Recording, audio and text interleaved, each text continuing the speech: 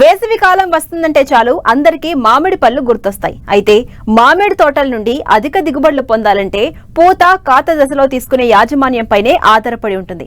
గత 2 ఏళ్లుగా వాతావరణ పరిస్థితుల కారణంగా మామిడి రైతులు నష్టాలనే చవిచూశారు. ఈసారి వచ్చే దిగుబడిపైనే ఆశలు పెట్టుకున్నారు. మరి పూత పిందగా మారి కాయగా అవతరించాలంటే ముందు పూత నిలిచేందుకు సమగ్ర యాజమాన్యం చేపట్టాలని తెలియజేస్తున్నారు సంగారెడ్డి ఫల పరిశోధనా స్థానం శాస్త్రవేత్త డాక్టర్ హరికాంత్ పోరిక.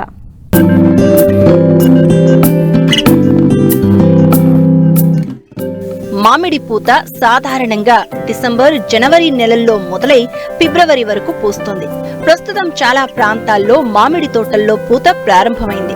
మరికొన్ని తోటల్లో ఇంకా పూత ప్రారంభం కావాల్సి ఉంది. ముఖ్యంగా తోటల్లో 8 నెలల పాటు చేపట్టే యాజమాన్య పద్ధతులు ఒకెత్తైతే పూత సమయంలో పాటించే యాజమాన్యం మరో ఎత్తు. మామిడిలో పూతంతా ఒక్కసారే రాదు. దీంతో నెల మొత్తం పూత కాలంగా ఉంటుంది. ఈ దశలో తోటల్లో పురుగులు, తెగుళ్లు ఆశించకుండా రైతులు ప్రత్యేకమైన జాగ్రత్తలు తీసుకోవాలి. అయితే పూత ప్రారంభమయ్యే సమయంలో రైతులు సకాలంలో తగిన యాజమాన్య చర్యలు చేపట్టాలంటూ సూచిస్తున్నారు సంగారెడ్డి ఫల పరిశోధనా స్థానం శాస్త్రవేత్త డాక్టర్ హరికాంత్ పోరిక. ముఖ్యంగా మామిడి అనేది మనకి ఫలరాజు అని అంటూ ఉంటాము. ఈ ఫలరాజు చూసుకున్నట్టయితే మనకి గత సంవత్సరము చాలా మంది రైతులకి నిరాశపరచడం జరిగింది. ఈ సంవత్సరం చూసుకున్నట్టయితే మామిడి పూత అనేది కొంచెం ఆలస్యం అవ్వడం జరిగింది. అందులో ముఖ్యంగా మనకి వాతావరణం అనేది మార్పులు రావడం, అదేవిధంగా వర్షాభావం అనేది ఎక్కువగా మనకి అక్టోబర్, నవంబర్ మాసాల్లో కూడా వర్షాభావం రావడము, మట్టిలో తేమ ఉండడము, ఈ తేమ కారణంగా మనకి మామిడి బెట్ట పరిస్థితుల్లో లేకపోవడము, ఇవన్నీ మామిడి పూత ఆలస్యంగా రావడానికి కారణమయ్యాయి. అదేవిధంగా మామిడిలో జూన్, జూలైలో ఏవైతే చిగుర్లు వస్తాయో అది మనకి జనవరి మాసంలో అవే చిగురు నుంచి మనకి పూత రావడం జరుగుతుంది. ఈ చిగుర్లు మనకి అక్టోబర్, నవంబర్లో వర్షపాతం వల్ల మళ్ళీ ఒకసారి కొత్త చిగుర్లు ఏర్పడడం వల్ల మనకి పూత దశ అనేది ఆలస్యం అవ్వడం జరిగింది. అదేవిధంగా పూత శాతాన్ని పెంచడానికి ప్రతి మామిడి తోటలో ఎండు పుల్లలు మరియు అదేవిధంగా చీడపీడలు, అదేవిధంగా మనకి తోటల్లో కలుపు మొక్కలు ఎక్కువగా ఉండడం చూస్తూ ఉంటాము. ఈ కలుపు మొక్కలు నివారణ మరియు ఎండు పుల్లలు అనేది ఎప్పటికప్పుడు తీసినట్టయితే అదే దున్నడం వల్ల కూడా ఏవైతే మనకు కలుపు మొక్కలు నివారించడం అవుతుందో అవి నివారించినట్టయితే మనము చాలా వరకు సస్యరక్షణలు మనము కాపాడుకోవడానికి దోహదపడుతుంది.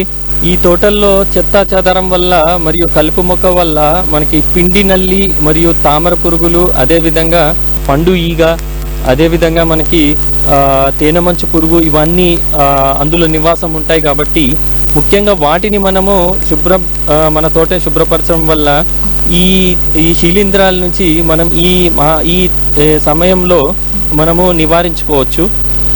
అదేవిధంగా మనం తోటలో చూసుకున్నట్టయితే పూత దశ దాటిన తర్వాత పిందె రాలకుండా సరైన చర్యలు తీసుకోవాలి. దానిని నివారించేందుకు శాస్త్రవేత్తల సూచనల ప్రకారం మందులను పిచికారీ చేయాలి. అలాగే సకాలంలో నీటి తడులు అందిస్తే కాయ ఎదుగుదలకు దోహదపడుతుంది. మనం చూసినట్టయితే పూత దశ నుండి పిందె దశకు ఏర్పడుతుంది. అంటే బఠానీ సైజు ఉన్న దశలో మనం నీరు పెట్టినట్టయితే మనకి ఈ బఠానీ సైజు నుండి పిందె ఎదుగుదల దశ వరకు మనము ఎంతో ముఖ్యంగా మనము నీటి వ్యవస్థని చూసుకోవాలి. ఈ పిందె రాలే శాతాన్ని తగ్గించుకోవడం కోసం మనము ఒక 2 దఫాలుగా 3 దఫాలుగా మనం నీరిచ్చినట్టయితే ఈ పిందె రాలే శాతాన్ని కూడా నివారించవచ్చు. అదేవిధంగా పిందె నుండి మరియు కాయ ఎదుగుదల దశలు కూడా ఈ నీటి వ్యవస్థ వల్ల మనకి కాయ నాణ్యత మరియు కాయ సైజు కూడా పెరిగే అవకాశాలు ఎక్కువగా ఉన్నాయి. ప్లానోఫిక్స్ అనే మార్కెట్లో లభ్యమవుతుంది. ఇది మనము 3 గ్రాములు ఒక 15 లీటర్ నీటికి కలుపుకొని ఒకసారి పిచికారీ చేసినట్టయితే మనము పిందె రాలే శాతాన్ని కూడా మనము నివారించవచ్చు. అందులో చూసుకున్నట్టయితే సూక్ష్మ పోషకాల్లో ముఖ్యంగా మనకు జింక్ మరియు బొరాన్ ఎక్కువగా ఉపయోగపడుతుంది. మన 2 తెలుగు రాష్ట్రాల్లో ఎక్కువగా నేలలు జింక్ లోపంలో ఉండడం చూస్తూ ఉంటాము. సో దీనివల్ల ఆకులు కూడా చిన్నగా ఉండడము, మరియు ఎదుగుదల అనేది కాయ అనేది ఎదుగుదల కూడా కొంచెం తక్కువగా ఉండడము జరుగుతుంది. సూక్ష్మ పోషకాలలో మనకి మన భారతీయ Indian Institute of Horticulture Research Bengaluru వారు ఈ సూక్ష్మ పోషకాలు ఒకదానికొకటి కాకుండా మొత్తం మిశ్రమంలో తయారు చేయడం జరిగింది. ఈ మిశ్రమాలలో మనకి జింక్, బొరాను, మెగ్నీషియము, అదేవిధంగా మనకు ఐరన్ కలిసి ఉండడము ఈ చెట్టుకి, ఈ కాయ దశకి ఎంతగానో దోహదపడుతుంది. అందులో మనకి మ్యాంగో స్పెషల్ అని ఒక సూక్ష్మ పోషకాలు లభ్యమవుతున్నాయి. ఇది మనము 5 గ్రాములు 1 లీటర్ నీటిలో కలుపుకొని పిచికారీ చేసినట్టయితే మనకి పిందె ఏర్పడే సమయంలో, బఠానీ సైజు నుండి పిందె ఏర్పడే సమయంలో ఒకసారి ఇచ్చినట్టయితే మనకి సూక్ష్మ పోషకాల నుంచి కూడా మనము అధిగమించవచ్చు.